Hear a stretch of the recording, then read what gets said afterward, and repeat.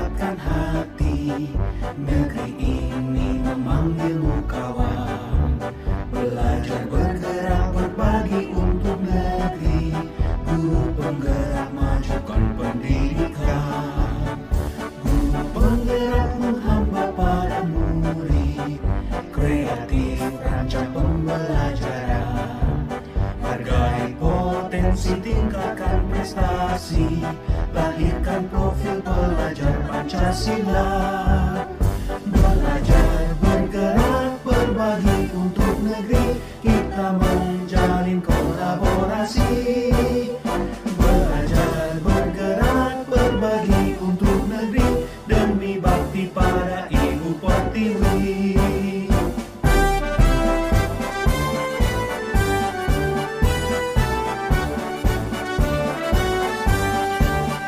Bulatkan tekad, kuatkan hati. Negeri ini memanggilmu kawan. Assalamualaikum warahmatullahi wabarakatuh. Ya, menyempatkan hadir di acara diseminasi SMP Negeri 2 Pemulihan. Bapak Ibu yang saya hormati, marilah kita sejenak untuk memperhatikan barangkali sosialisasi tentang diseminasi ini. Tujuannya tiada lain adalah untuk kemajuan anak didik kita kelak di kemudian hari. Sebab diantaranya ini ada aturan-aturan yang mengikat di dalam sekolah ini, dengan terlebih dahulu barangkali ada perjanjian kontrak kerja antara siswa dengan wali kelas dulu. Untuk itu,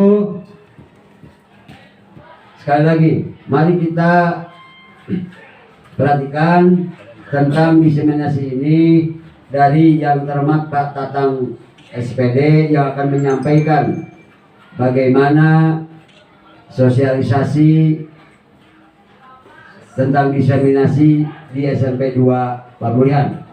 Sekali lagi saya ucapkan dan aturkan terima kasih kepada Ibu dan Bapak yang telah sempat dan menyempatkan untuk mengikuti acara ini. Bila kita berikan saja. Assalamualaikum warahmatullahi wabarakatuh.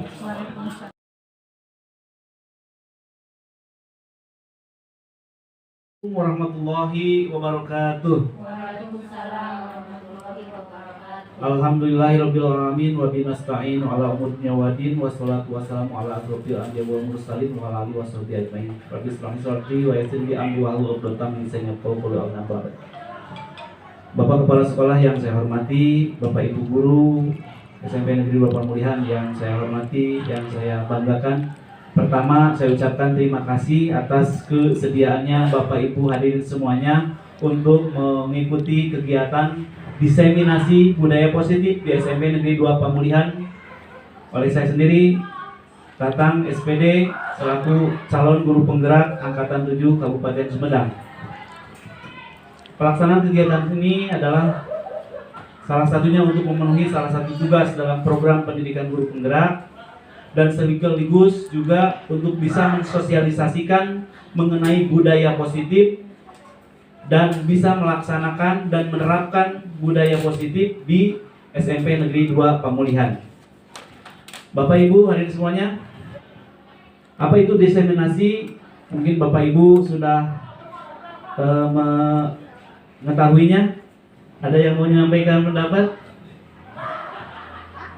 Ya, diseminasi itu adalah menyampaikan hal-hal baru ya untuk bisa diterapkan di tempat kita bekerja. Ya. Dalam hal ini materinya adalah budaya positif. Apa tujuannya dari kegiatan ini?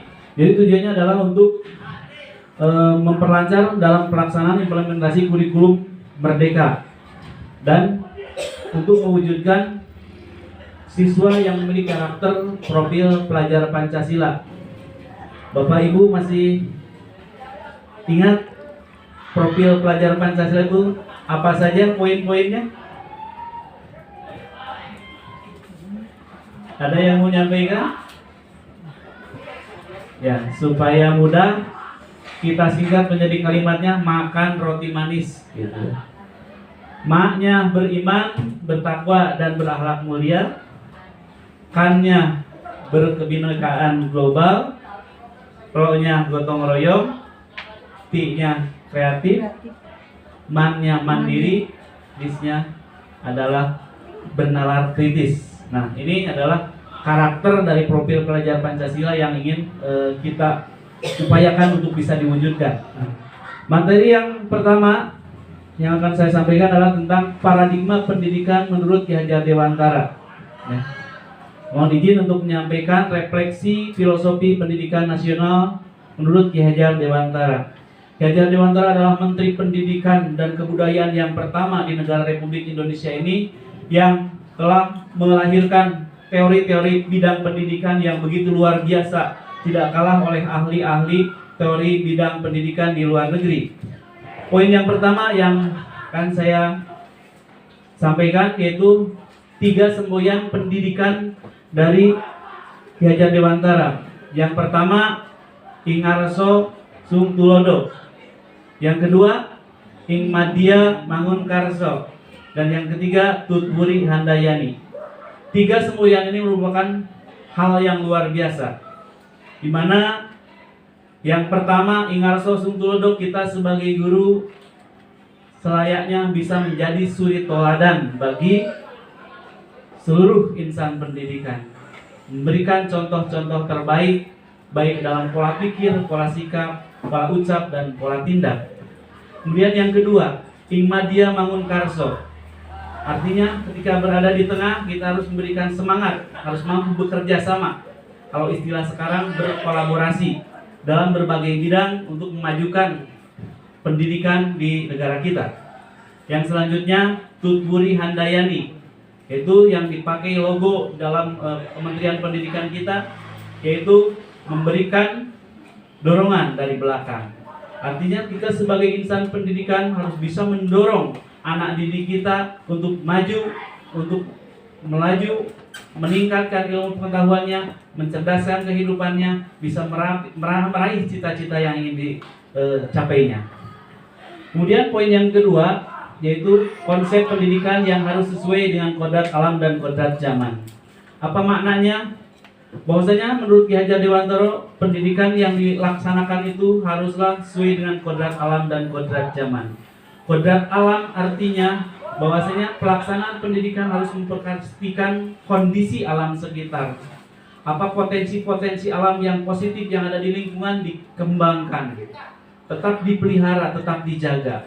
Seperti halnya di daerah kita terkenal dengan ubi cilembunya, terkenal dengan tape singkongnya. Nah, bagaimana potensi-potensi ini dikembangkan untuk bisa dipelajari oleh anak-anak dan bisa dikembangkan menjadi produk-produk baru yang inovatif, yang bisa terus berkelanjutan sehingga bisa tetap terpelihara dengan baik.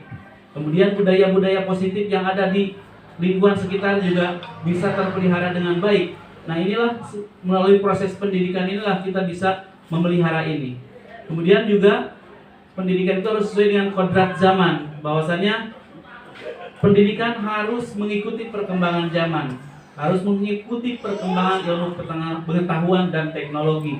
Artinya kita harus terus juga sebagai insan pendidikan harus terus belajar dan belajar sepanjang hayat.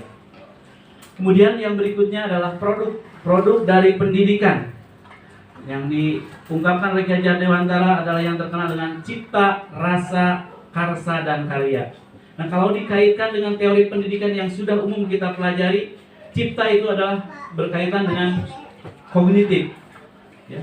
Kemudian rasa itu berkaitan dengan afektif, dan karsa dan karya itu berkaitan dengan psikomotor, keterampilan. Jadi dalam proses pendidikan memang kita harus bisa mengupayakan produknya siswa itu memiliki pengetahuan yang luas, sikap yang baik, dan keterampilan yang mumpuni. Dan selanjutnya, konsep pendidikan sebagai tempat persemaian benih-benih kebudayaan. Di sini Ki Hajar Dewantara mengibaratkan bahwasannya pendidik itu sebagai seorang petani. Kemudian sawah itu diibaratkan adalah sebagai sekolah, dan kemudian siswa itu diibaratkan sebagai tanaman padi.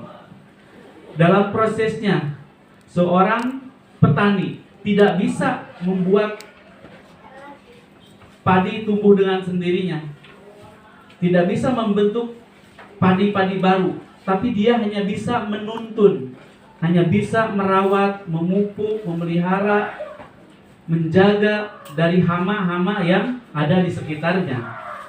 Kemudian tanah sebagai diibaratkan dari sekolah harus bisa memilih tanah yang sesuai dengan karakteristik pertumbuhan padi itu sendiri. Artinya sekolah kita juga harus bisa menciptakan suatu situasi dan kondisi yang menciptakan aman, nyaman, dan tepat untuk siswa kita untuk bisa mengembangkan potensi dirinya. Kemudian padi itu diibaratkan sebagai siswa, itu diharapkan bahwa padi itu oleh seorang petani itu diharapkan bisa dipetik, hasilnya berbuah suatu hal yang menguntungkan, yang bisa menyuplai terhadap kehidupan keberlangsungan umat manusia. Artinya seorang siswa harus bisa menjadi pribadi yang bisa diharapkan di masa yang akan datang. Baik, untuk yang selanjutnya, konsep pendidikan yang berpusat kepada siswa dan menghambakan diri pada anak. Proses penyelenggaraan pendidikan menurut Ki Hajar Dewantara itu haruslah berpusat kepada siswa, berpihak kepada murid. Apapun yang kita lakukan, apapun yang kita kerjakan sebagai pendidik, tujuannya adalah murid, supaya dia mampu memperoleh produk, cipta rasa, karsa, dan karya yang mumpuni. Kemudian menghambakan diri pada anak, istilahnya ini adalah suatu hal yang luar biasa. Mengibaratkan kalau menghambakan itu biasanya kita menghambakan diri kepada Yang Maha Kuasa. Ini saking mengabdikannya diri kita kepada seorang anak, kita diposisikan sebagai menghambakan diri kepada anak. Artinya apapun yang kita ucapkan, yang kita lakukan, yang kita upayakan di dalam proses pendidikan adalah untuk memuja para siswa ini agar bisa menjadi orang yang baik, orang yang sukses, orang yang berkembang sesuai dengan kekuatan kodratnya masing-masing. Kemudian yang berikutnya adalah pendidikan adalah tuntunan. Jadi dalam hal ini Ki Hajar Dewantara menyampaikan bahwa pendidikan itu adalah menuntun kekuatan kodrat murid, kodrat anak, agar dia mampu mencapai keselamatan dan kebahagiaan setinggi-tingginya, baik dia sebagai manusia ataupun sebagai anggota masyarakat. Nah, dalam hal ini berarti kita sebagai pendidik, dalam proses penyelenggaraan pendidik kita hanyalah bisa menuntun potensi-potensi kodrat yang ada pada anak. Itu adalah dia memiliki modalnya sendiri-sendiri, bakatnya masing-masing. Kita hanya menuntun, membimbing, membina kekuatan kodrat itu agar optimal, agar tumbuh menjadi lebih optimal untuk bekal hidup dia di masa sekarang dan masa yang akan datang. Baik, Bapak Ibu masih semangat? Semangat. Ya.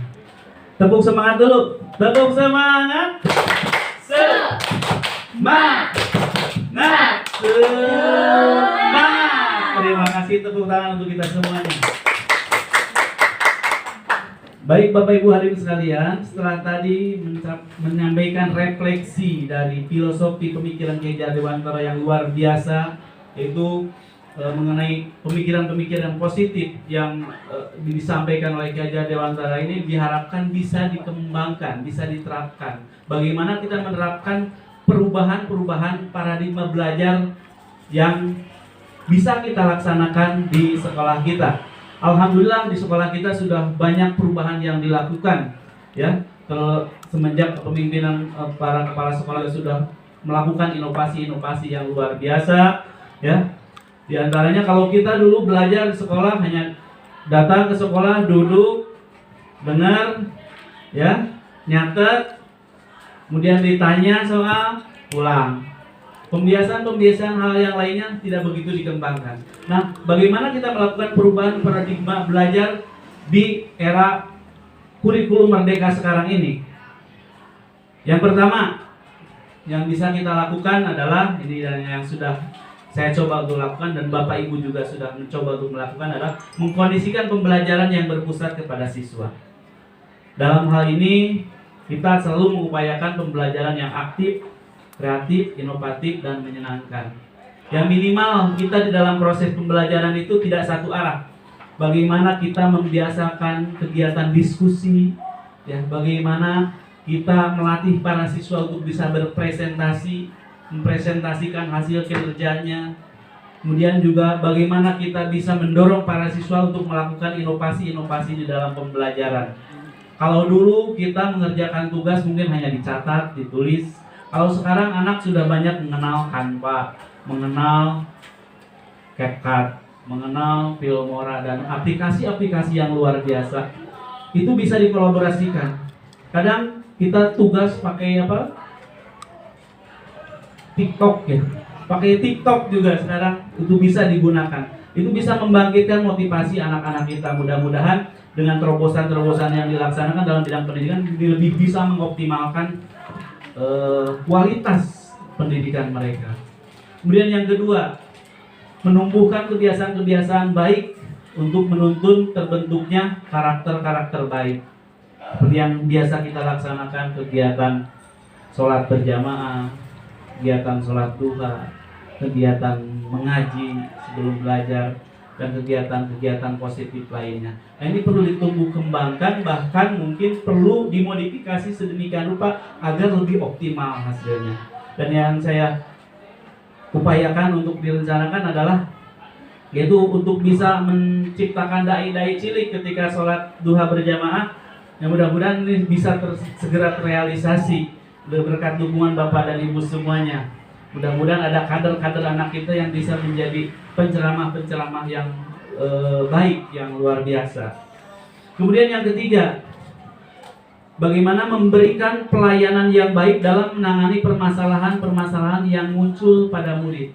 Nah, ini adalah masalah yang luar biasa di setiap sekolah, adalah bagaimana menangani permasalahan-permasalahan yang ada pada diri murid terkait pelanggaran-pelanggaran, penumbuhan disiplin. Nah, ini akan kita kaji bersama dalam materi budaya positif ini.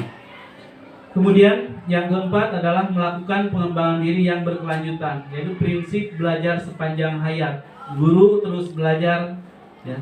Siswa belajar, guru pun terus belajar. Bagaimana kita mengikuti kegiatan-kegiatan seminar, diklat, dan pelatihan lainnya. Contoh yang pernah saya ikuti kemarin adalah pelatihan tentang pencegahan tentang perundungan dan kekerasan terhadap anak bersama Jaksa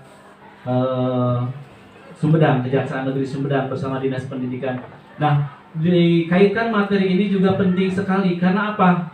Tindakan kekerasan terhadap anak itu ancaman hukumannya luar biasa.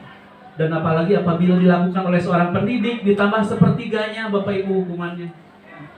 Apa itu tindakan kekerasan itu? Pokoknya tindakan kekerasan itu tindakan yang bisa melukai secara fisik ataupun psikis. Ya, contoh memarahi saja itu sudah merupakan suatu tindakan kekerasan. Kalau ada alat bukti, barang buktinya luar biasa.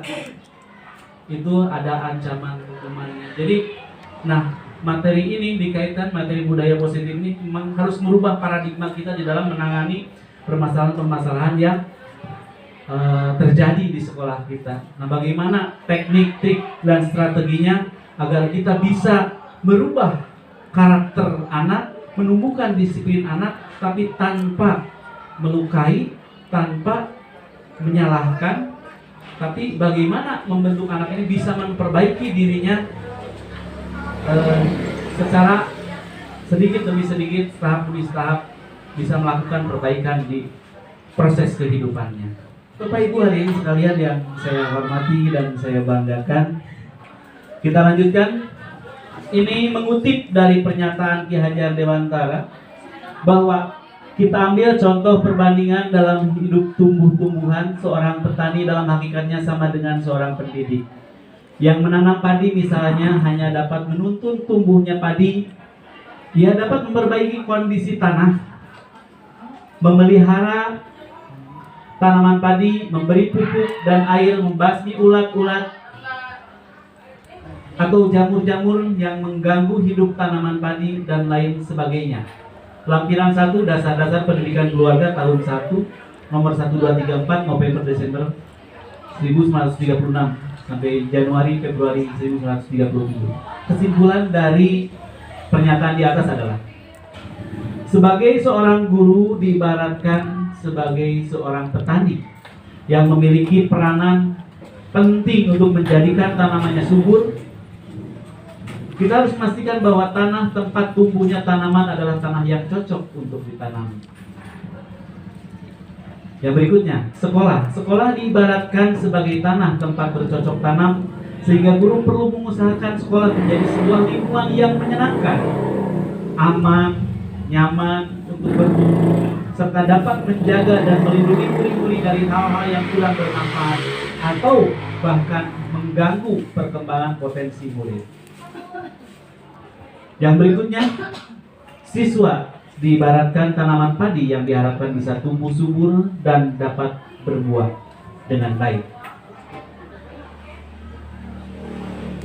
Berdasarkan hal tersebut, salah satu tanggung jawab guru adalah bagaimana menciptakan lingkungan yang positif yang terdiri dari warga sekolah yang saling mendukung, saling bekerja sama, sehingga tercipta kebiasaan-kebiasaan baik.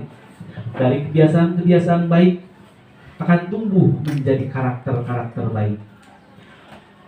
Dan pada akhirnya karakter-karakter dari kebiasaan-kebiasaan baik akan membentuk sebuah budaya positif. Saya lambangkan dengan bagan seperti berikut. Bagaimana seorang guru menciptakan suatu lingkungan yang positif sehingga tumbuh menjadi kebiasaan-kebiasaan yang positif. Dari kebiasaan positif tersebut terbentuk suatu karakter positif sehingga muncullah suatu budaya positif. Jadi budaya positif itu adalah kebiasaan-kebiasaan baik yang sudah terbentuk menjadi suatu karakter dalam penyelenggaraan pendidikan di sekolah. Selanjutnya, bagaimana upaya mewujudkan budaya positif tersebut? Di sini ada hal-hal yang mendukung terhadap upaya mewujudkan budaya positif. Yang pertama berawal dari sebelah kiri, disiplin positif. Yang berikutnya, motivasi perilaku manusia. Yang berikutnya, kebutuhan dasar manusia. Kemudian, posisi kontrol restitusi. Kemudian, keyakinan kelas atau sekolah. Dan yang terakhir adalah segitiga restitusi. Poin-poin materi ini yang akan kita bahas satu persatu untuk bisa mengetahui, memahami, dan bisa melaksanakan budaya positif. Bapak Ibu, mari berdiskusi. Bapak Ibu tentunya sudah mengenal disiplin. Kemudian ada kata disiplin positif. Barangkali ada yang menyampaikan tentang disiplin.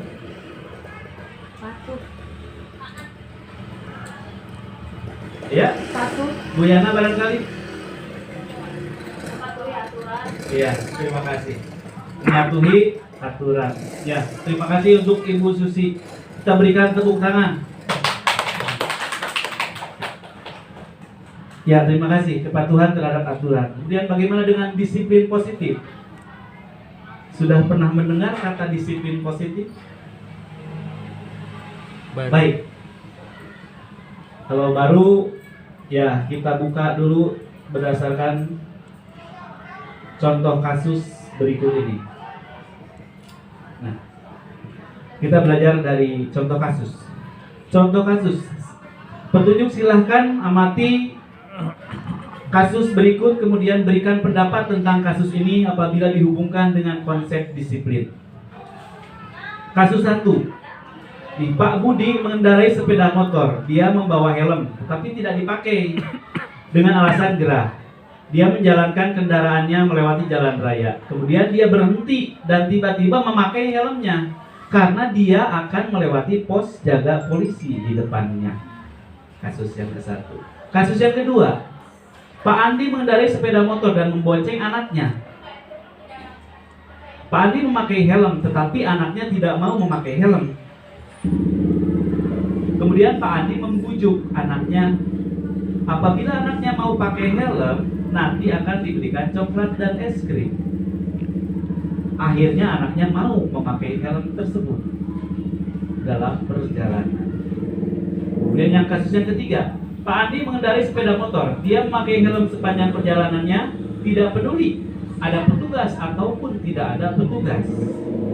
Bagaimana pendapat Bapak dan Ibu mengenai 3 kasus tersebut dihubungkan dengan konsep disiplin?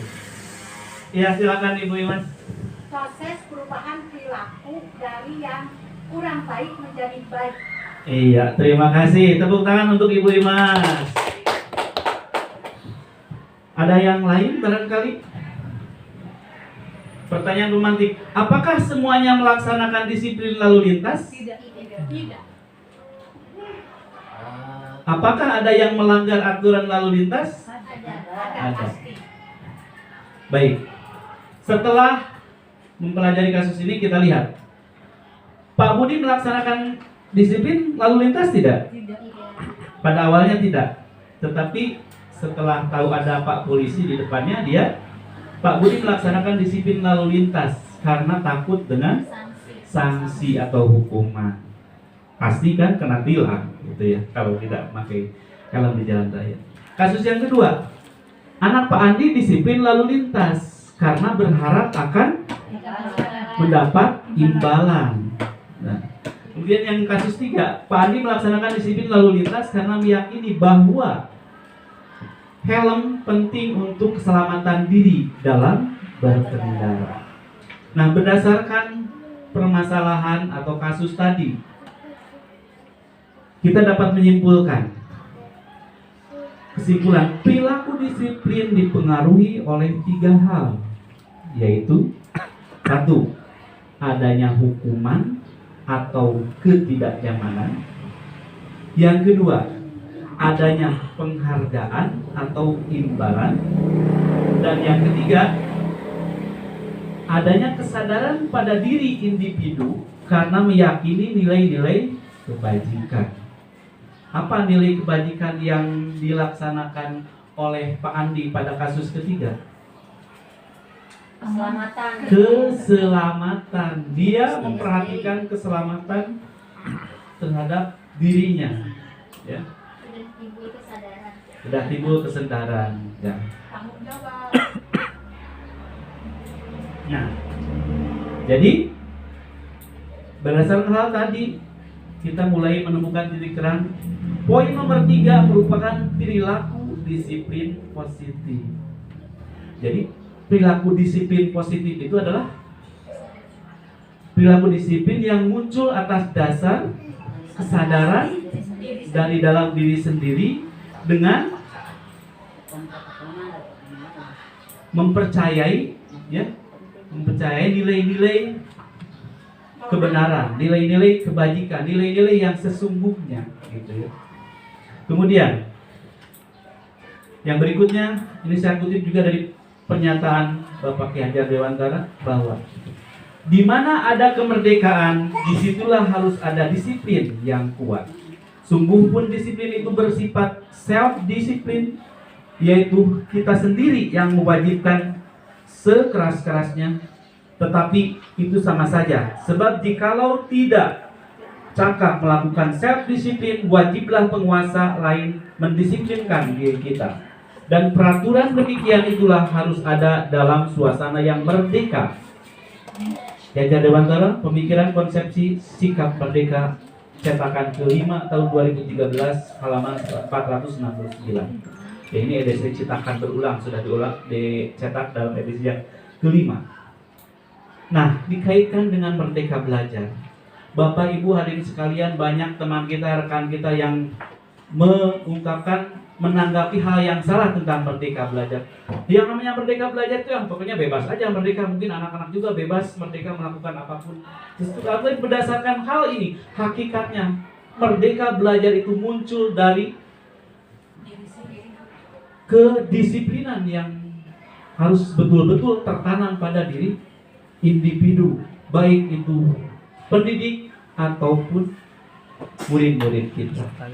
Syarat utama menciptakan merdeka belajar adalah disiplin positif. Bagaimana kita membangun disiplin positif pada diri kita, bagaimana kita membangun disiplin positif pada murid-murid kita. Ya. Nah, ini menjadi tantangan tugas kita untuk mewujudkannya. Ibu Imas, barangkali ada yang mau disampaikan? Iman hanya selintas saja, belum begitu memperdalam ya. Berarti kalau yang namanya syarat, berarti sebelum menginikan anak untuk merdeka belajar, berarti penanaman yang utama itu adalah disiplin dulu ya. Iya. Minimal memberikan rasa tanggung jawab terhadap masa depannya. Mungkin gitu ya, intinya itu dulu. Luar biasa. Iya, seiring sejalan penerapan kurikulum merdeka harus dipenuhi dengan syarat-syarat penerapan penanaman disiplin untuk tanggung jawab para murid-murid kita. Luar biasa. Saya punya tepuk tangan yang bagus nih. Tepuk tangan. Hati ini, mata ini mengucapkan terima kasih. Coba diulang. Tepuk terima kasih. Hati ini, mata ini mengucapkan terima kasih. Ya, tepuk tangan buat Bu Imas yang sudah menyampaikan pendapat yang luar biasa. Baik Bapak Ibu hadirin sekalian, kita lanjutkan. Baik Bapak Ibu hadirin sekalian. Nah, apa hal-hal yang mempengaruhi disiplin tersebut? Bagaimana disiplin positif itu muncul? Pasti setiap manusia melakukan suatu tindakan pasti ada alasannya. Dan alasan-alasannya ini kita sebut sebagai motivasi. Nah, bagaimana kita menghubungkan motivasi dengan disiplin? Motivasi perilaku manusia secara umum dikelompokkan menjadi dua jenis motivasi, yaitu motivasi ekstrinsik, yaitu motivasi yang berasal dari pengaruh-pengaruh dari luar. Motivasi ini timbul karena adanya stimulus respon, karena adanya hukuman atau ketidaknyamanan, atau juga karena imbalan atau penghargaan yang ingin diperoleh. Kemudian yang kedua adalah motivasi intrinsik, yaitu motivasi yang timbul karena adanya kesadaran dalam diri individu. Jadi relasinya adalah disiplin positif bisa terwujud karena adanya motivasi intrinsik. Sekarang kita memahami konsep hukuman dan konsekuensi. Kebiasaan yang terjadi ketika seorang anak melanggar suatu aturan, melakukan suatu kesalahan, maka yang dilakukan biasanya adalah diberikan hukuman, diberikan sanksi, diberikan konsekuensi. Nah, setelah dievaluasi apa yang terjadi dengan diri individu anak ketika diberi hukuman, apakah dia senang? Tidak. Tidak. Ya. Apakah dia nyaman? Tidak. Apakah sesuai dengan filosofis pendidikan yang disampaikan oleh Ki Hajar Dewantoro bahwasannya sebagai pendidik, lingkungan pendidikan kita harus menciptakan suasana yang aman, nyaman untuk mereka bisa tumbuh subur mengembangkan potensi dirinya. Tentu berdasarkan pemikiran-pemikiran ini kita harus memahami lebih jauh bagaimana solusi yang terbaik yang bisa kita lakukan. Nah, ini ada suatu contoh kasus permasalahan. Ini mungkin terjadi di kelas kita. Ine ya kurang menguasai pelajaran matematika sehingga pada saat pelajaran tersebut berlangsung dia lebih banyak berdiam diri atau menggambar di buku pelajarannya.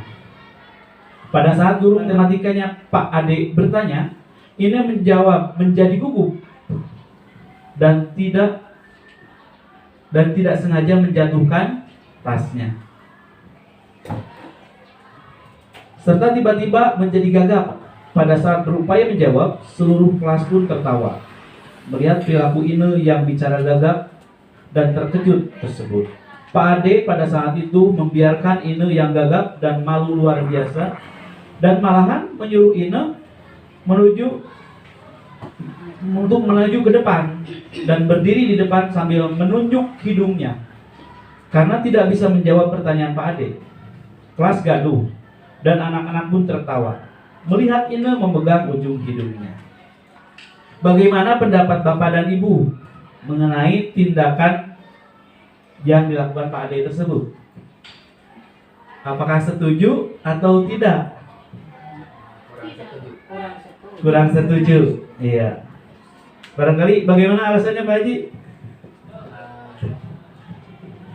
Alasan saya kurang setuju karena sikap guru terhadap anak terlalu berlebihan sehingga mempermalukan siswa tersebut di depan rekan-rekannya.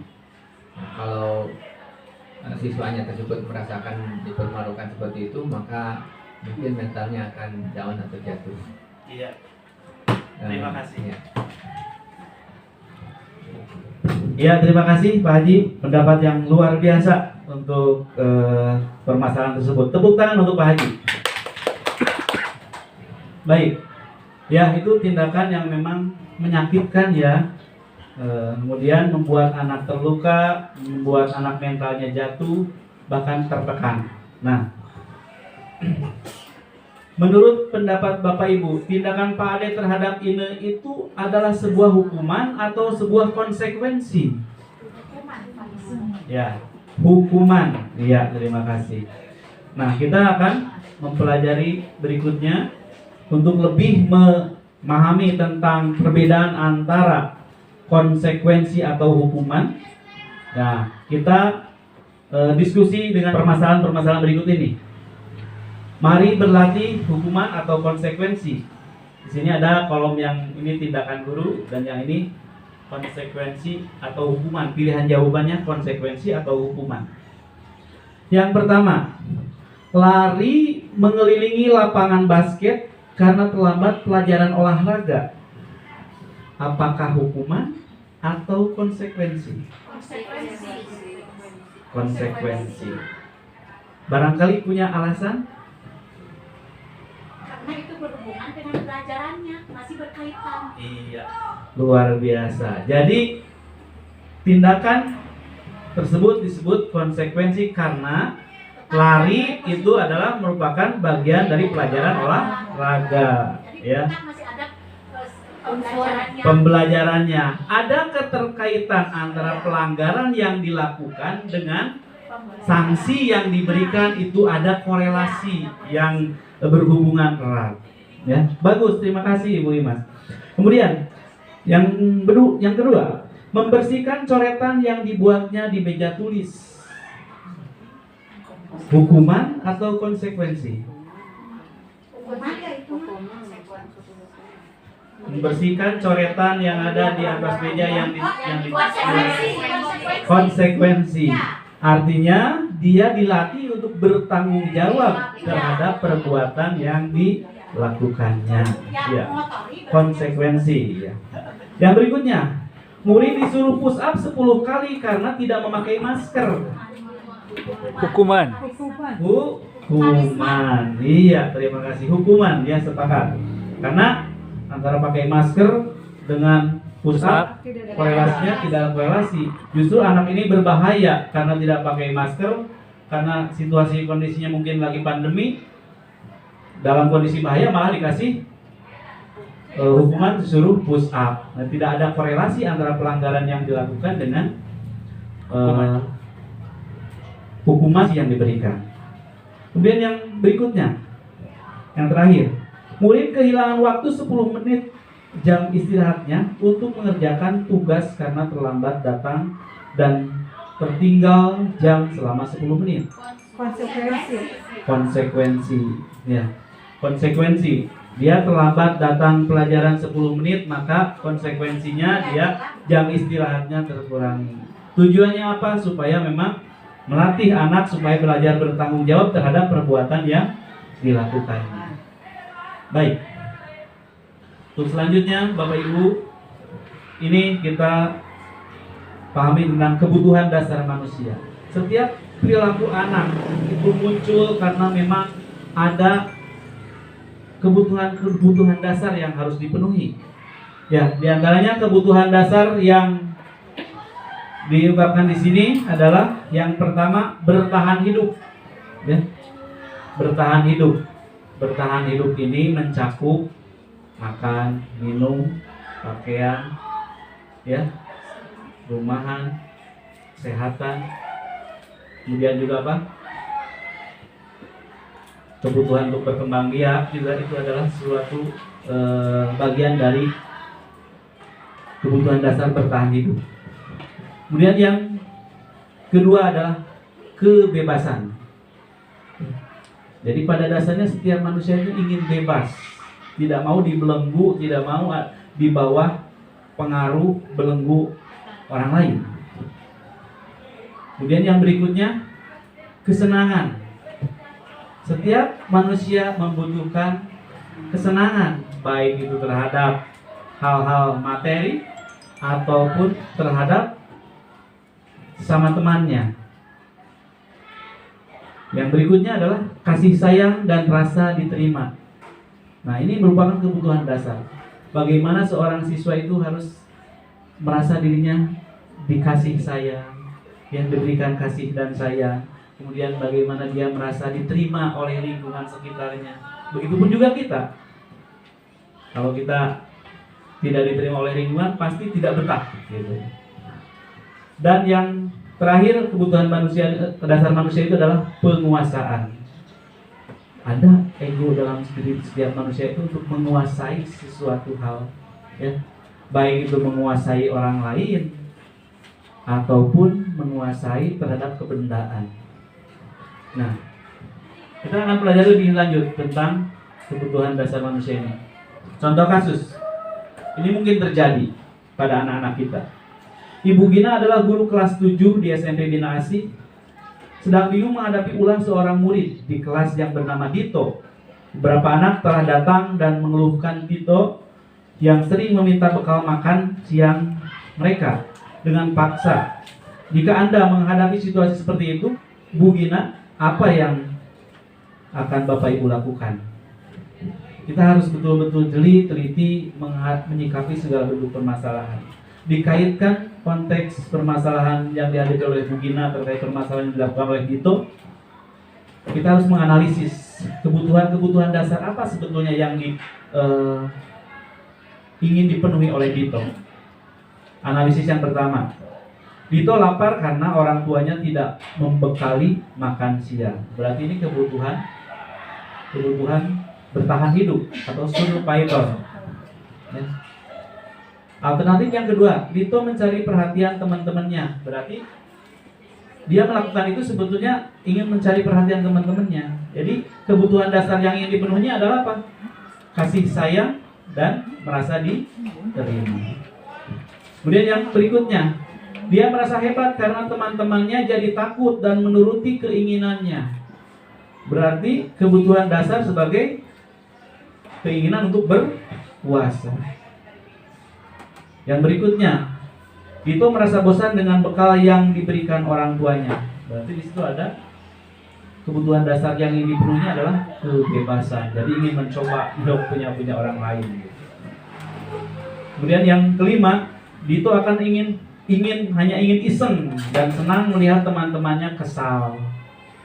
Nah, ini iseng, perbuatan iseng. Nah, ini berarti kebutuhan dasarnya adalah ingin memenuhi kesenangan. Nah, hal ini diyakini terjadi pada siswa-siswa kita. Nah, bagaimana kita mengolah ini, menganalisis hal-hal ini? Bahwasanya kebutuhan-kebutuhan dasar yang ingin dipenuhi oleh siswa itu kita harus betul-betul paham. Dan kalau sudah paham, kita merancang teknik dan strategi bagaimana mencari solusi yang diharapkan. Baik, Bapak Ibu hadirin sekalian, telah memahami kebutuhan dasar manusia, ya, yang telah disampaikan tadi. Selanjutnya, bagaimana kita mencari solusi dari permasalahan-permasalahan yang diakibatkan dari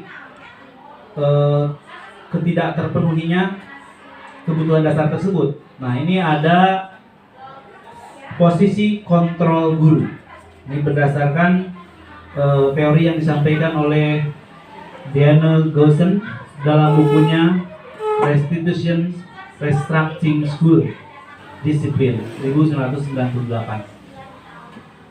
Berdasarkan Goosen, bahwa posisi kontrol guru itu ada 5. Yang pertama, di sebelah kiri, sebagai penghukum. Yang kedua, pembuat merasa bersalah. Yang ketiga, posisi sebagai teman. Yang keempat, posisi sebagai pemantau. Dan yang kelima, posisi sebagai manajer. Kita akan kaji masing-masing. Apa ciri-cirinya, apa karakternya dari setiap posisi kontrol guru tersebut. Untuk kolom yang pertama itu adalah posisi kontrol guru. Posisi kontrol guru yang pertama sebagai penghukum. Apa cirinya? Satu, guru berbuat, menghardik, menunjuk-nunjuk, menyakiti, menyindir. Itu ciri dari perbuatan seorang guru yang memiliki posisi kontrol sebagai penghukum. Kemudian apa yang dia ucapkan? Dia berkata, kalau kamu tidak melakukannya, saya akan. Ya, artinya ada ancaman. Yang berikutnya, hasil. Apa hasil yang diperoleh dari proses tindakan guru sebagai penghukum tersebut? Dalam diri anak mungkin ada proses memberontak, mendenda, menyalahkan. Ya. Selanjutnya,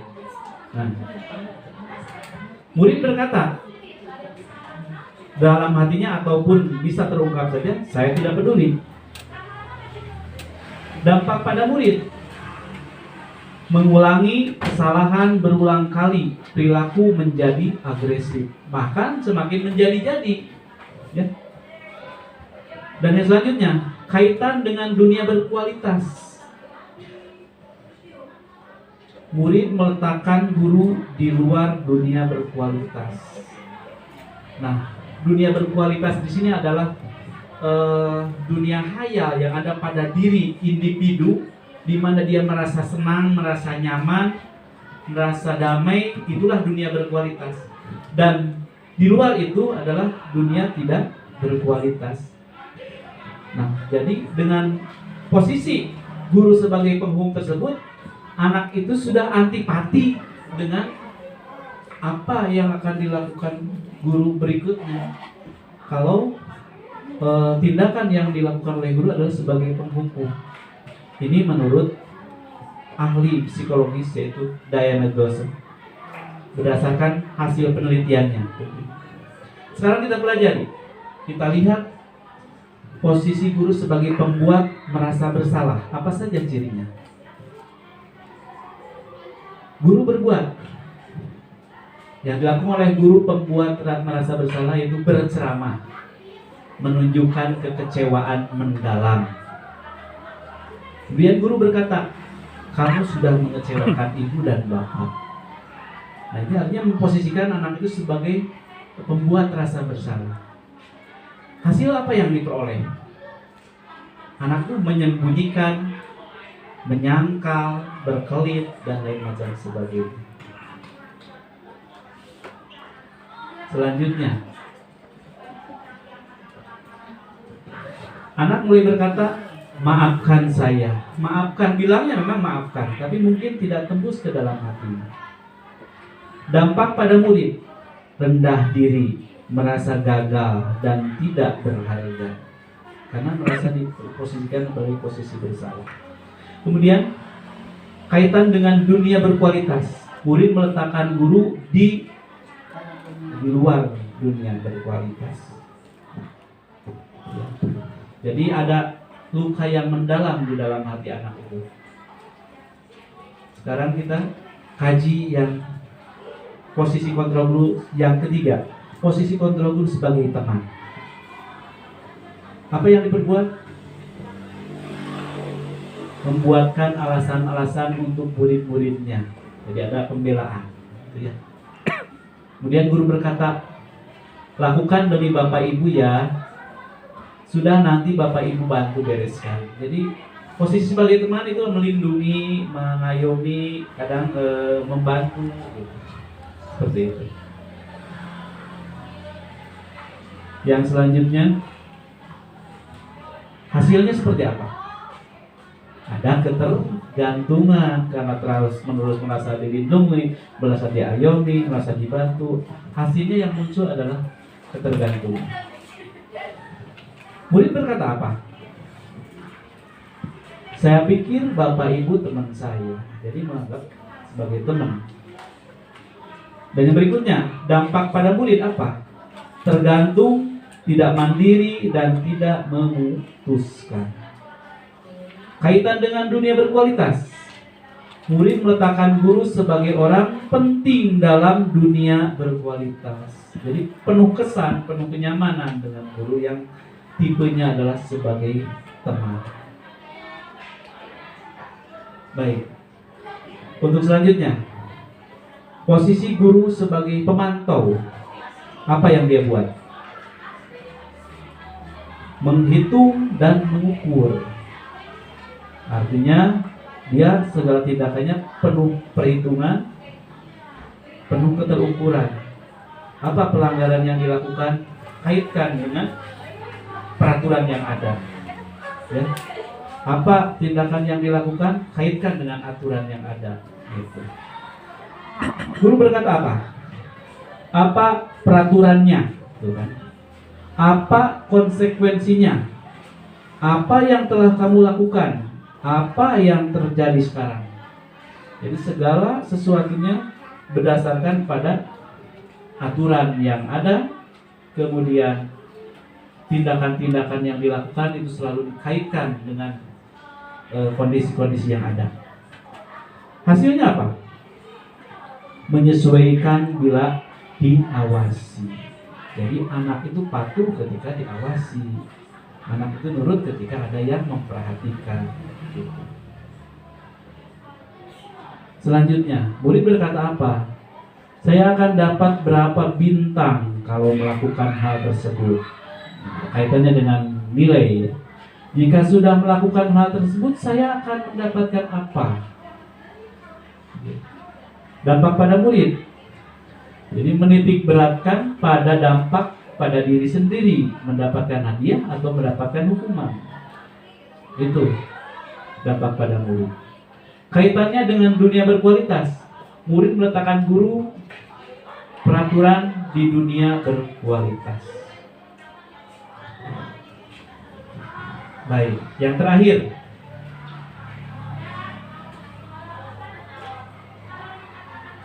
posisi guru sebagai manajer. Apa yang dia buat?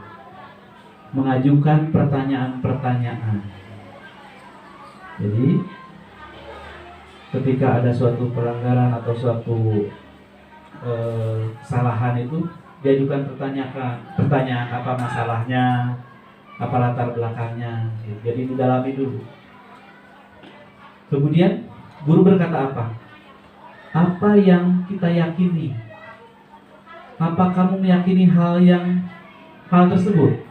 Kalau meyakininya, maukah kamu memperbaikinya? Kalau kamu memperbaikinya, jadi kira-kira hal tersebut akan menggambarkan apa tentang dirimu?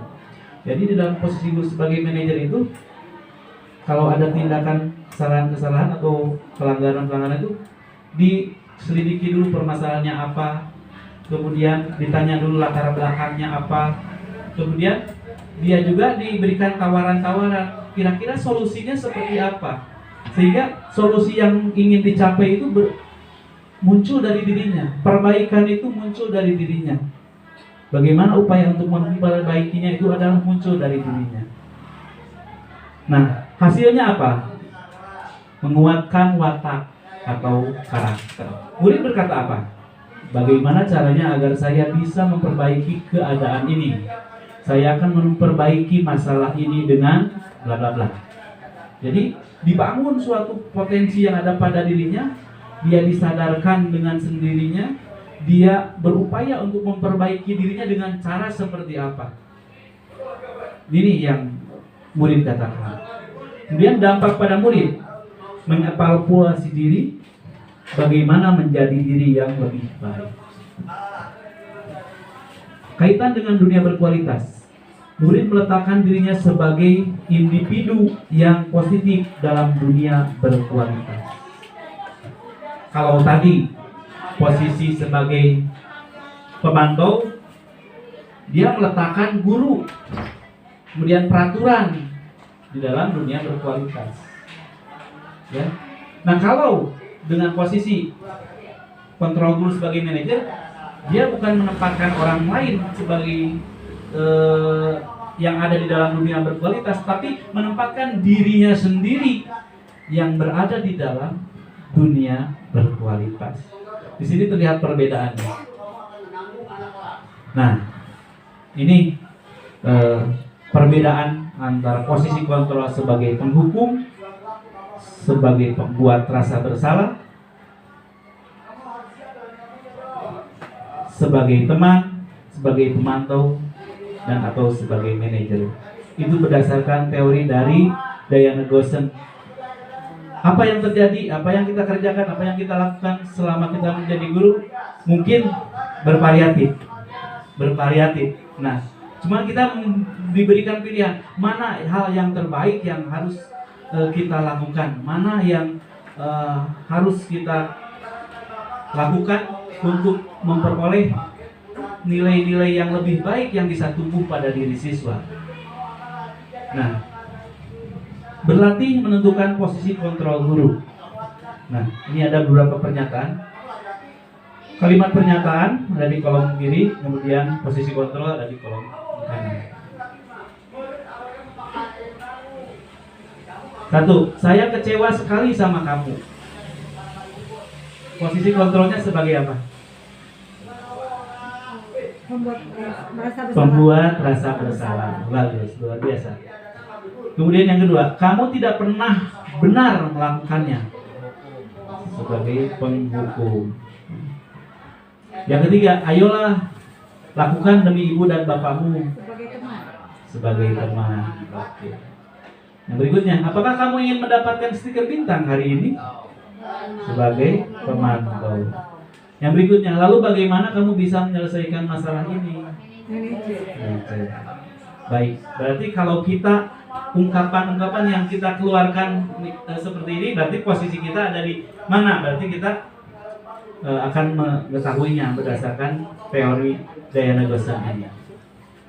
Baik, Bapak Ibu, hari selanjutnya kontrol yang tadi, yang pertama sebagai penghukum, yang kedua sebagai pembuat rasa bersalah, yang ketiga sebagai teman, yang keempat sebagai pemantau, yang kelima posisi kontrol guru sebagai manajer. Nah, dikatakan di sini posisi kontrol guru sebagai manajer adalah termasuk posisi kontrol restitusi. Apa itu restitusi? Nah, berdasarkan Gossen tahun 2004, restitusi adalah proses menciptakan kondisi bagi murid untuk memperbaiki kesalahan mereka sehingga mereka bisa kembali pada kelompok mereka dengan karakter yang lebih kuat. Nah, ini tentang restitusi. Bapak Ibu hadirin sekalian, setelah memahami tadi bahwa restitusi adalah posisi manajer itu sebagai restitusi yang bisa memperbaiki dirinya untuk menjadi lebih baik dengan sendirinya, dengan keyakinan-keyakinan yang ada pada dirinya. Kita belajar dari contoh kasus ini. Contoh kasus 1, pada hari Senin Pak Adi tidak masuk sekolah. Pak Adi merupakan guru matematika. Saat itu Ibu Rina menggantikan Pak Adi. Ibu Rina baru 1 tahun menjadi guru di SMP. Beberapa murid perempuan, Vivi dan Natali, mengetahui hal ini dan mulai menggunakan kesempatan untuk bersikap seenaknya, tertawa dan tidak mengindahkan Ibu Rina. Ibu Rina mencoba menyapa Vivi dan Natali dengan ramah sambil mengingatkan untuk tetap fokus pada tugasnya. ayolah tugasnya dikerjakan. Nanti ibu ditegur oleh bapak kepala sekolah kalau kalian tidak mengerjakan tugas. Tolong bantu ibu ya. Namun Pipi dan Natali malah jadi tertawa. Ah, ibu santai aja, Bu. Mereka tetap tidak mengerjakan tugas, malah tetap ngobrol. Kira-kira posisi kontrol ibu Rina ini, posisi kontrol sebagai apa? Sebagai teman. Ini anak perilaku Pipi dan Natali memang agak-agak mencemooh ya, meremehkan terhadap guru baru ya. Nah. Baik. Contoh kasus 2. Anto dan Dino sedang bermain bersama di lapangan basket. Dan tiba-tiba terlibat dalam sebuah pertengkaran, adu mulut. Dino pun menjadi emosi dan mendadak kontak fisik, menarik kemeja Anto dengan kasar sampai 3 kancingnya terlepas. Pada saat itu guru piket langsung melerai mereka dan membawa mereka ke ruang kepala sekolah. Ibu Suti sebagai kepala sekolah berupaya menenangkan keduanya, terutama Dino. Ya. Dino, sepertinya kamu saat ini sedang marah sekali. Mendengar itu, Dino pun mengalir bercerita tentang kekesalan hatinya. Ibu Suti pun melanjutkan bahwa membuat kesalahan adalah hal yang manusiawi dan bahwa mempertahankan diri adalah hal yang penting. Namun meminta Dino memikirkan cara yang lain, mungkin lebih efektif. Karena sekarang ini Dino berada di ruang kepala sekolah. Ibu Suti melanjutkan bertanya tentang keyakinan sekolah yang disepakati, serta apakah Dino bersedia memperbaiki kesalahan yang telah dilakukan terhadap Anto. Dino pun perlahan akhirnya mengangguk. Kemudian Ibu Suti balik bertanya kepada Anto, hal apa saja yang dilakukan Dino untuk memperbaiki masalah? Anto menjawab, saya perlu kancing baju saya diperbaiki, Bu. Ibu saya akan sangat marah kalau melihat kancing baju saya sampai copot 3. Ibu Suti pun kembali bertanya kepada Dino, apakah yang akan dilakukan untuk menggantikan 3 kancing Anto yang terlepas? Dino berpikir sejenak, namun menjawab, wah tidak tahu Bu, saya lem kembali mungkin ya Bu. Ibu Suti berpikir sebentar dan menanggapi, kalau dilem akan mudah terlepas kembali Dino. Bagaimana kalau kamu menjahit saja? Bersediakah kamu? Dino tampak ragu-ragu dan menanggapi, menjahit? Mana saya tahu bagaimana caranya menjahit Bu. Ibu Suti meneruskan, apakah kamu bersedia belajar menjahit Dino? Dino berpikir sejenak, memandang ke meja Anto dan menanggapi yang akhirnya Dino mengangguk karena menyetujui. Sepanjang siang itu Dino belajar menjahit dan memperbaiki kemeja Anto. Terakhir kali terlihat kedua anak laki-laki tersebut, Dino dan Anto, pada jam pulang sekolah mereka sudah bercengkaman dan bersanda gurau kembali. Nah, dari kasus ini apa yang bisa kita pelajari? Posisi kontrol guru apa yang dilakukan oleh ibu kepala sekolah? Sebagai manajer. Ya, berarti Bapak Ibu sudah menguasai secara utuh konsep tentang posisi kontrol guru dengan terbukti bisa menjawab dari permasalahan-permasalahan yang ada. Selanjutnya Bapak Ibu, setelah memahami posisi kontrol sebagai guru, selanjutnya kita akan pelajari tentang keyakinan kelas. Ya. Kalau dulu kita kenal tata tertib, kita kenal peraturan sekolah. Nah, di jam sekarang itu ada yang dinamakan dengan keyakinan kelas. Apa bedanya? Barangkali ada yang belum menyampaikan? Kalau peraturan dibuat oleh siapa? Sekolah. Oleh lembaga, oleh sekolah. Nah, kalau tata tertib juga dibuat oleh sekolah. Nah, sekarang ada pergeseran nilai. bahwasanya suatu aturan itu sebetulnya banyak yang tidak menyenangi orang diatur gitu ya. Banyak orang yang bahkan ingin melanggar terhadap aturan. Nah, kita geser paradigma belajarnya kita, yaitu membuat suatu keyakinan kelas. Apa yang dapat kita lakukan untuk membuat suatu keyakinan kelas? Langkah yang pertama, ini yang sudah saya lakukan di kelas 8A. Langkah pertama adalah curah pendapat. Bagaimana anak-anak diajak untuk membuat kesepakatan terkait hal-hal yang baik untuk menjaga keamanan, ketertiban, keselamatan, keindahan di lingkungan kelas, ketertiban di lingkungan kelas dan di sekolah. Anak-anak dipersilakan untuk menulis dalam kertas kecil. Kertas kecil masing-masing, setiap anak mungkin ada yang beda, ada yang sama pendapatnya. Langkah selanjutnya adalah mencatat seluruh masukan. Mencatat seluruh masukan, ditempel, dapat dilihat oleh semua orang. Ya. Setelah ditempel, ketahuan ada yang sama dan ada yang beda. Kemudian yang sama dikelompokkan, kemudian yang beda dipisahkan. Nah, dari masukan-masukan tersebut diinventarisasi, bahwasanya suatu kesepakatan itu diupayakan tidak ada kalimat negatif. Contoh, jangan buang sampah sembarangan. Kecenderungannya kalau dilarang itu orang itu bahkan ingin melakukan gitu. Jangan tengok kanan, maka semua orang akan tengok kanan gitu. Itu berdasarkan hasil penelitian. Nah, jadi bagaimana kita mengubah kesepakatan yang menjadi membuang sampah pada tempatnya. Kemudian contohnya kesepakatannya apa lagi barangkali? Menjaga kebersihan. Ya. Kemudian apa lagi? Berbuat tenang di kelas, belajar dengan rajin. Nah, dari kesepakatan kelas ini bagaimana kita merubahnya menjadi suatu keyakinan.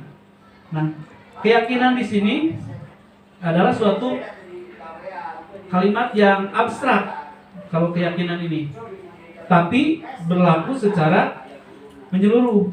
Contohnya, anak harus datang tepat waktu. Anak harus memakai baju secara rapi.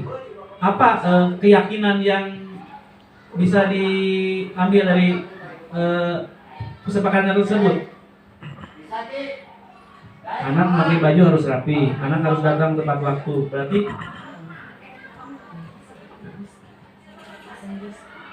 apa keyakinannya? Disiplin. Disiplin. Kemudian contohnya lagi adalah menghargai diri sendiri dan orang lain. Kemudian menjaga kesehatan, keselamatan. Jadi ada beda antara kesepakatan dengan keyakinan. Kalau kesepakatan kelas itu lebih detail, kalau keyakinan itu lebih general. Lebih general. Contoh di sini yang saya peroleh dari kelas 8A. Di sini ada beberapa pernyataan siswa yang dikelompokkan. Di antaranya memakai baju yang rapi, datang tepat waktu, kemudian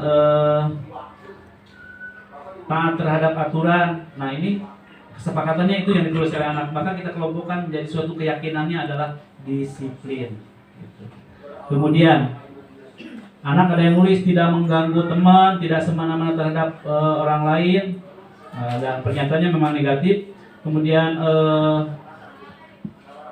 menjaga keamanan.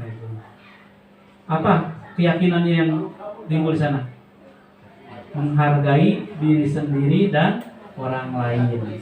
Jadi mencakup beberapa kesepakatan gitu, yang secara ininya sama, hierarkisnya sama.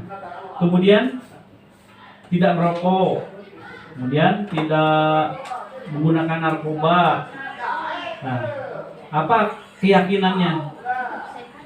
Kesehatan, menjaga kesehatan. Jadi keyakinan itu cenderung lebih umum, lebih abstrak. Nah, mungkin untuk solusi kita anak harus paham dulu tentang kesepakatan kelas. Nah, baru kita kelompokkan menjadi suatu keyakinan kelas. Jadi rangkuman dari beberapa kesepakatan kelas yang detail dirangkum menjadi keyakinan kelas yang hanya terdiri mungkin hanya beberapa poin saja. Dan akhirnya itu kesepakatan kelas dan keyakinan kelas tersebut ditempel di depan kelas dan ditandatangani oleh bersama-sama. Kalau saya sudah mulai melakukan di kelas 8A dan diharapkan Bapak Ibu juga yang wali kelas mengkondisikannya di kelas masing-masing sebagai salah satu upaya bahwa peraturan yang dibuat itu adalah berdasarkan pendapat dari individunya masing-masing.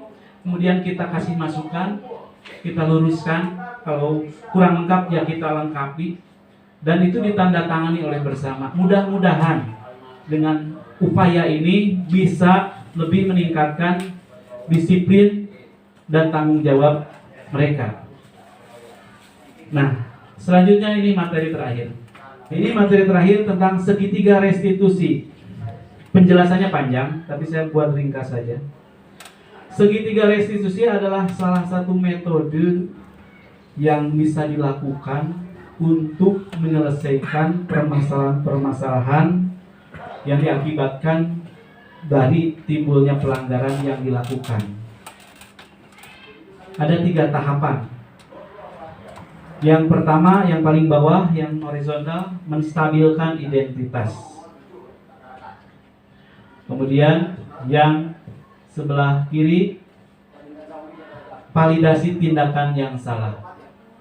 Kemudian solusi yang terakhir adalah menanyakan keyakinan. Jadi apabila terjadi suatu tindakan pelanggaran atau kesalahan yang dilakukan oleh murid kita, maka langkah pertama berdasarkan segitiga restitusi ini adalah menstabilkan identitas. Tenangkan dulu anak tersebut sehingga kembali kepada posisi yang tenang. Sesungguhnya pada diri individu itu ada nilai-nilai positif, ada nilai-nilai kebajikan yang tertanam pada dirinya. Ada hati nurani, dia tahu benar dan salah. Dia tahu buruk dan baik sesuatu hal. Tenangkan dulu, stabilkan dulu identitasnya. Pertanyaan yang bisa disampaikan oleh guru adalah seperti ini. Setiap orang pasti pernah melakukan kesalahan. Artinya bahwa bukan hanya dirinya yang melakukan kesalahan, setiap orang pasti pernah melakukan kesalahan. Atau kalimat yang berikutnya boleh, kamu bukan satu-satunya yang pernah melakukan ini. Nah, dengan kalimat ini dia akan terangkat, energi positifnya akan terangkat, bahwa dia itu tidak dipersalahkan, ya, tapi diangkat supaya nilai-nilai positif dalam dirinya muncul. Ya. Kebanyakan kan yang dilakukan ketika ya anak salah, dasar kamu mah salah, dasar ini, dasar itu. Tapi kita mendudukan dia dalam posisi yang tenang, yang nyaman, supaya nilai-nilai kebajikan dalam dirinya muncul. Sudah tenang, stabil identitasnya, baru validasi tindakan yang salah. Adakah cara yang lebih efektif untuk mendapatkan apa yang kamu butuhkan? Jadi mencari alternatif solusi tindakan yang bisa dilakukan. Kemudian yang berikutnya, kamu tentu punya alasan mengapa melakukan itu. Jadi ini diperdalam, apa latar belakangnya, apa tindakan yang bisa dilakukan untuk memperbaikinya. Ini validasi tindakan. Kemudian yang berikutnya adalah tahapan akhir adalah menanyakan keyakinan. Tentunya menyelesaikan suatu permasalahan itu dikaitkan dengan keyakinan yang tadi sudah kita buat. Kesepakatan kelas, kesepakatan sekolah yang sudah diubah menjadi suatu keyakinan, itu adalah menjadi patokan apakah anak tersebut melanggar, apakah anak tersebut melakukan tindakan yang salah. Patokannya adalah dari aturan dulu. Ada dulu aturan yang sudah disepakati, yang dibuat dalam bentuk keyakinan. Nah, terakhir adalah menyinkronkan antara perbuatan yang dilakukan dengan keyakinan yang sudah disepakati bersama. Artinya menagih janjinya, ya, menagih janji yang sudah kamu ucapkan, yang sudah kamu sepakati. Solusinya seperti apa? Jadi dengan metode segitiga restitusi ini, seorang anak yang bersalah pun adalah tidak pernah disalahkan, tidak pernah dijatuhkan, tapi dia diangkat derajatnya supaya dia stabil identitasnya supaya muncul nilai-nilai kebaikan yang ada dalam dirinya dan dia berupaya untuk mencari solusi dari apa yang dilakukannya dan bertanggung jawab untuk memperbaiki kesalahannya. Itu Bapak Ibu hadirin semuanya yang bisa saya sampaikan terkait segitiga restitusi. Dan cakupannya adalah berawal dari tadi bahwasannya bagaimana menumbuhkan disiplin positif, yang tentunya motivasi apa yang harus dibangkitkan pada siswa, kemudian kebutuhan-kebutuhan dasar apa yang diperlukan oleh siswa, posisi kontrol guru seperti apa yang bisa kita lakukan agar mendisiplinkan siswa, dan yang terakhir jurusnya adalah menerapkan konsep segitiga restitusi ini dalam menyelesaikan berbagai permasalahan yang ada. Ini merupakan salah satu alternatif yang bisa kita lakukan untuk memperoleh dunia pendidikan yang lebih baik sehingga tercipta suatu budaya positif.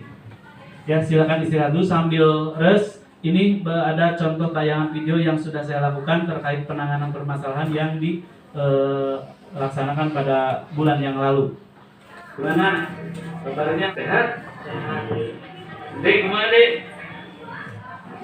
Masih sakit? Oh iya. Kenapa yang terjadi tadi? Tadi ya, kakak. Oh iya. Gimana kamu melihat kondisi Dede? Kasihan.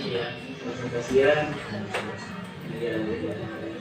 Jadi kalau seandainya terjadi pada diri kamu seperti apa? Sakit.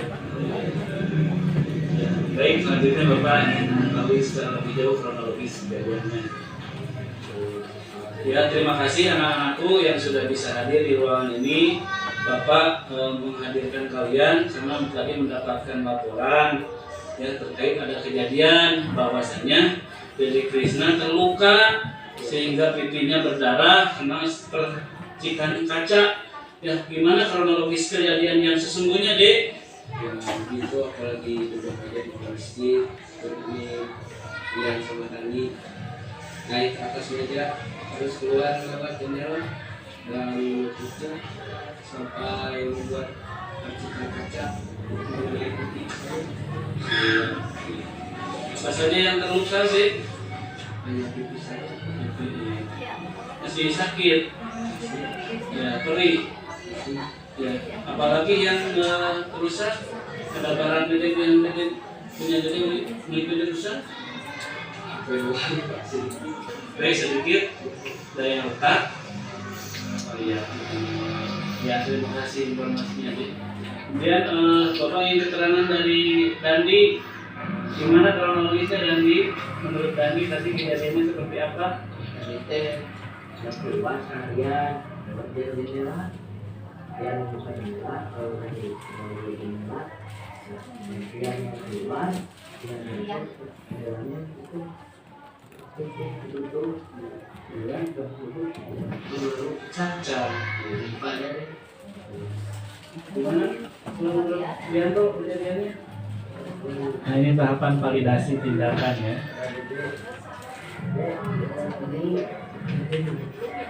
terus yang lewat, terus yang di belakang, pompa yang terjatuh, ada sedikit jadi untuk kita ini. Ya, terima kasih informasi yang kembali ya. Ya, baik, terima kasih atas informasinya. Berdasarkan kronologis yang tadi telah diperoleh, berdasarkan keterangan kalian dari ketiga-tiganya sama. Nah, menurut keyakinan Dandi mengenai tindakan yang tadi dilakukan itu seperti apa? Ya, tidak baik, seharusnya keluar masuk itu lewat pintu kalau sini. Gimana menurut dia?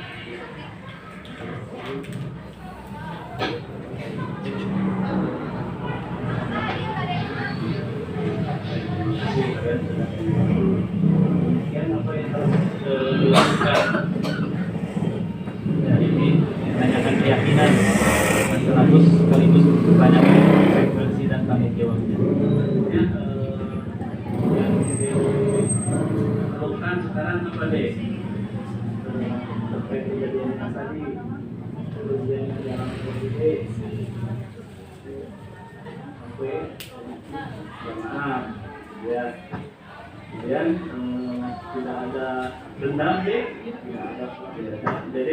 tidak memaafkan. Ya, kalau demikian kita saling memaafkan. Ya, mudah-mudahan kejadian ini tidak terulang lagi. Untuk kedepannya bagaimana Dan? Lagi, ya. Baik, kalau demikian ya silakan saling bermaaf-maafan berdasarkan saya pribadi, silakan bersalaman. Ya. Oh. Jadi ya silakan duduk kembali. Terima kasih kalian sudah dari pertemuan dan kita akan mengulangi perbuatannya di waktu yang datang.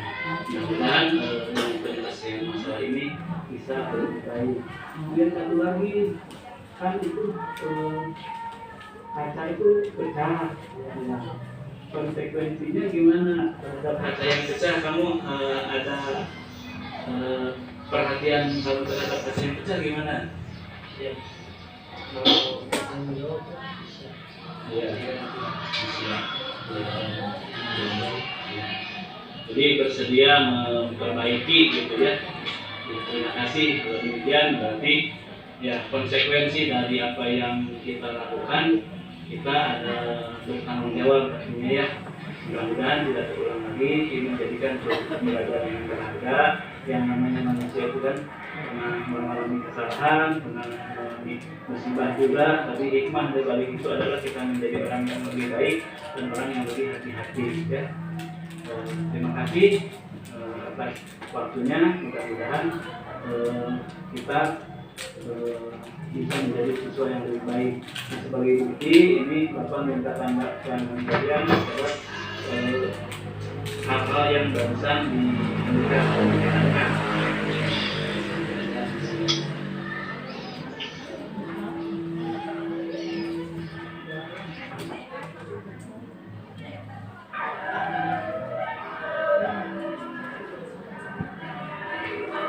Ya, terima kasih. Ya, terima kasih perhatiannya Bapak Ibu. Demikianlah salah satu contoh yang sudah saya lakukan. Yang mudah-mudahan ini menjadi salah satu alternatif dan mudah-mudahan menjadi solusi untuk menanamkan budaya-budaya positif pada siswa kita. Mudah-mudahan menjadi siswa yang lebih baik. Nah, sekian, terima kasih. Saya ucapkan alhamdulillahirabbil alamin. Terima kasih. Salam guru penggerak, tergerak, bergerak, menggerakkan. Wassalamualaikum warahmatullahi wabarakatuh. Assalamualaikum warahmatullahi wabarakatuh.